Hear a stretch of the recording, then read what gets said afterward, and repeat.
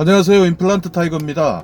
오늘은 우리가 이제 살아가면서 내용 증명이라는 것을 여러분께서 알아두시면요, 이 제도를 알아두시면 여러분께서 아마 실생활 하시는데 유용하게 쓸 것 같아서 오늘 내용 증명에 대해서 한번 여러분께 말씀드리려고 합니다.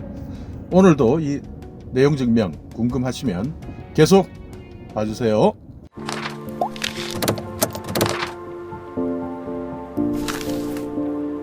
요즘에 내용 증명이 자꾸 사람들 입에 이제 회자되는 이유가, 여러분 아시듯이 이제 전세 보증금을 받아야 되는 세입자 입장에서, 또는 과거에는 이 전세 보증금을 올려야 되는데, 집주인 입장에서 전세 보증금을 올려야 되는데 이것을 그 기간 내에, 해당 기간 내에 말을 하지 못해서 전세 보증금을 올리지 못했거나, 또는 전세 보증금을 받아야 되는 날짜에 뛰어버리는 그런 경우도 세입자가, 깡통주택이라고 그러죠. 깡통전세, 이런 것들에 대해서 많이 걱정들을 하시는데, 이때 그런 분쟁이 생기게 되면 첫 번째는 그런 내 의사 표시를 했느냐라는 것을 이렇게 증거로 가지고 있기가 참 힘들어요.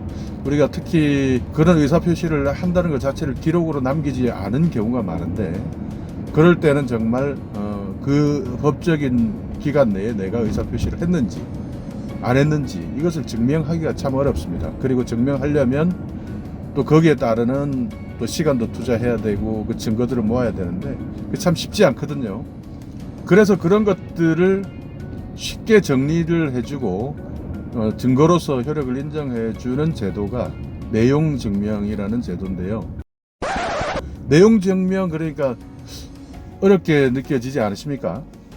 아마 매우 법적인 용어만 들어가면 조금씩 아이고 이거 너무 어려워 하고 걱정을 많이 하실 텐데요. 물론 내용 증명에 대해서 이것을 그 변호사들에게 써달라고 수임료를 드리고, 또 뭐 행정사에게도 이 내용을 써달라고 할 수 있지만, 가급적 오늘 여러분께서 이 영상을 보시면서 직접 하실 수 있으니까 오늘 이 영상 보시면서 직접 내용 증명을 쓰는 방법에 대해서 한번 알아보셨으면 하겠습니다.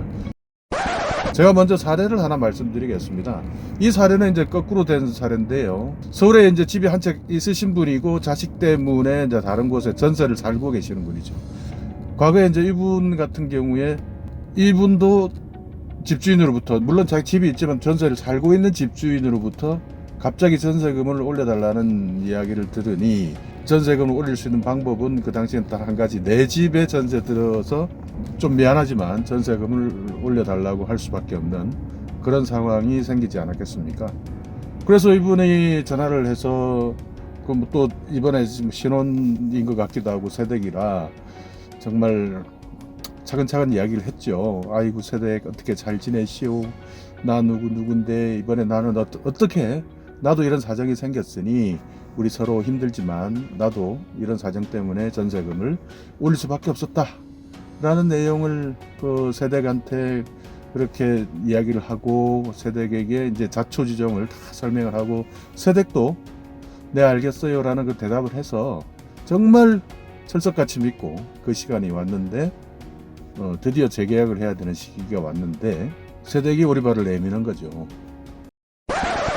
아유 사모님, 제가 언제 그때 안부 전화 오셔서 안부 전화 주시는 뭐 그런 이야기만 했지 저는 일절 그런 이야기는 듣지를 못했습니다. 야, 이 사람 정말 미치는 거 아니겠습니까?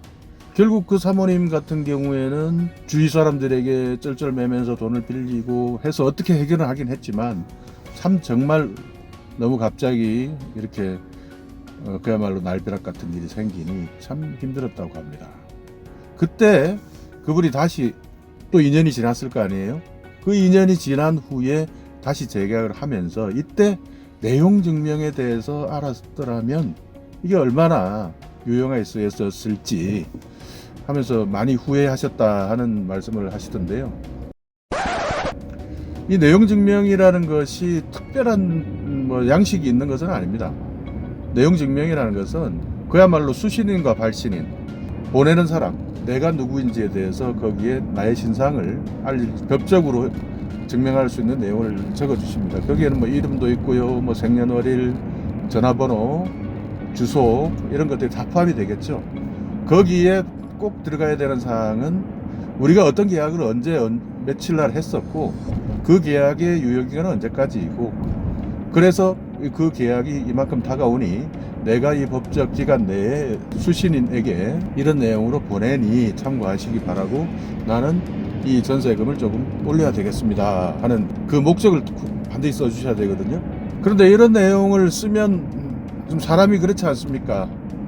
참 내용 증명 이래서 보내면 받는 사람 입장에서도 조금 덜컥 겁이 나기도 하고, 보내는 사람도 참 너무 나를 매정한 사람으로 볼 거 아닌가 싶어 이제 겁이 상당히 나시기도 할 겁니다. 이게 참 사람이라는 게 인지상정인데, 계산에 빠르고 이 돈에 대해서 밝은 이런 사람으로 상대방에 비치기 싫은 것은 대부분의 사람들 마음 아닐까요?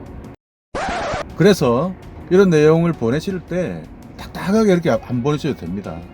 그냥 그분에게 안부 편지 하시듯 어떻게 잘 지냈느냐, 요즘에 어렵지 않느냐 경기도, 그리고 나도 이렇게 살다 보니 이런 일들이 발생할 수도 있으니 미연에 대비하기 위해서 이렇게 하는 것이니, 이런 부분, 이런 내용 증명을 받는다는 부분에 겁을 내거나 또는 자존심이나 마음의 상처를 받지 마시고 우리 서로가 올바로 정확히 하자는 그런 의미에서 보내는 것이니 그 부분 양해를 부탁한다 라는 내용을 먼저 적으시고, 그 다음에 수신인과 발신인과 내용을 차근차근 다 적으신 다음에, 그리고 앞으로 우리가 살아가면서 모든 일에 불현듯 우리가 갑자기 생기는 이런 일들을 방지하기 위해서 하는 것이고, 서로가 더욱더 행복하게 살기 위해서 노력하자 하는 그런 내용으로 마무리를 멋있게 해주신다면, 이 내용 증명을 받는 분 입장에서도 참 이분이 참 멋있으면서도 정확하신 분이구나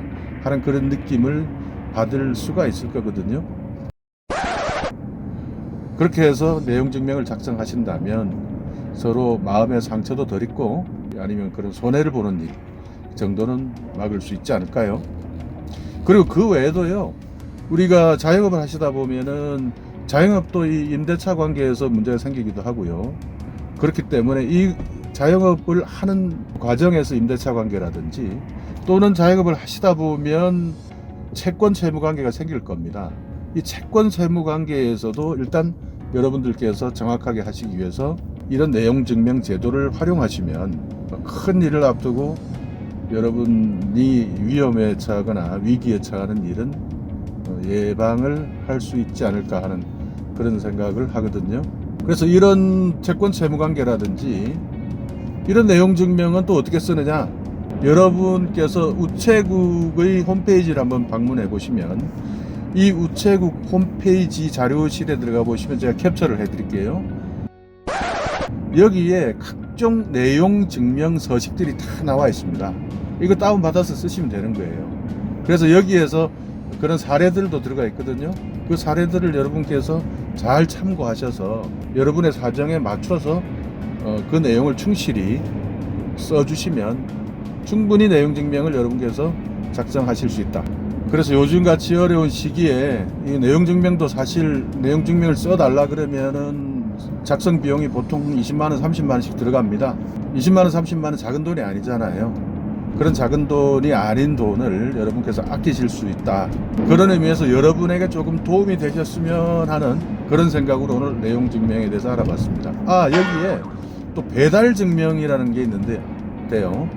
이 배달 증명이라는 것은 내용 증명을 보냈는데 저쪽에서 안 받았다고 우기는 경우가 있어요. 그런 사람 살지 않습니다 해서 아예 안 받아버리는 경우가 있는데, 이 내용 증명을 보내면서 우체국에 배달 증명까지 신청을 하시면 돈을 조금 더 올리면 되거든요. 그러면 배달 증명까지, 그래서 완벽한 여러분의 증거가 되는 것이죠.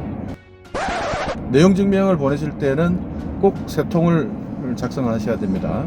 한 통은 여러분이 가지고 계시고요, 한 통은 수신자가 받으시는 거고요, 또 한 통은 여러분이 혹시 뭐 잊어버릴 거에 대해서 이제 우체국에서 보관을 해주는 그런 방식이거든요.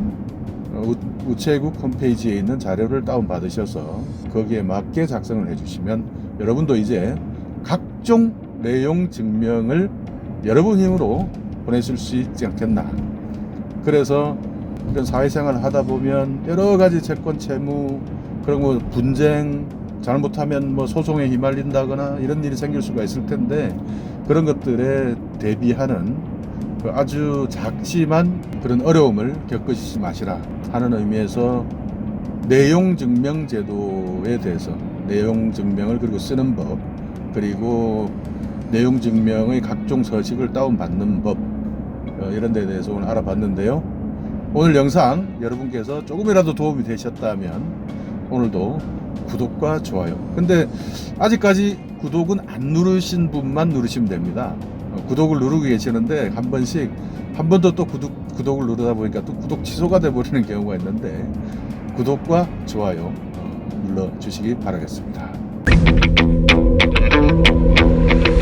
Action!